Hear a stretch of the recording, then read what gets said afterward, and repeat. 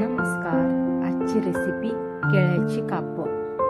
2 कच्ची केळी घेतली आणि त्यांना व्यवस्थित साफ करून घेतली, म्हणजे त्याची सालं काढून घेतली आणि मध्ये कट करून पातळ त्याची काप करून घेतली.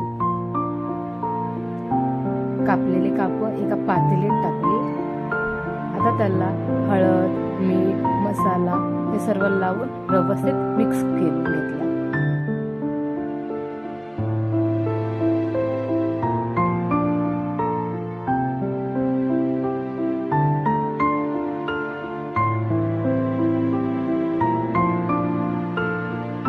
तांदळाचं पीठ, रवा, मीठ, हळद, मसाला हे सर्व मिक्स केलं आणि आपली सर्व काप आहेत ती त्याच्यामध्ये कोट करून घेतली.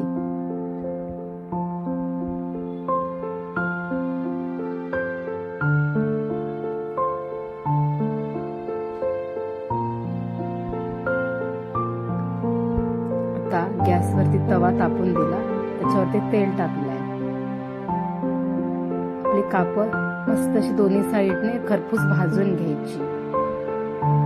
5 ते 7 मिनिटं लागतात. दोन्ही साईडने आलटून पलटून काप छान अशी परतून घ्यायची. खूप खायला टेस्टी लागतात. तयार आहेत आपली काप.